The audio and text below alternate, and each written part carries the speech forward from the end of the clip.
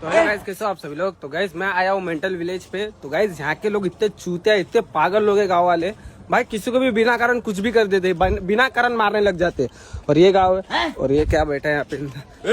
Camera बंद कर। किसने बोला कैमरा चालू करने का यहाँ पे? मैं अपना वीडियो बना रहा ना, तेरा थोड़ा। तेरे को कौन बोला? अबे भाई अपना वीडियो बना रहा ना मैं। कौन बोला तेरे को ये पहले बता। साले। अपना बना रहा ना भाई गाना। रुक तेरे को बताते तेरी माँ चुत तेरी रुका। अरे भाई ओ भाई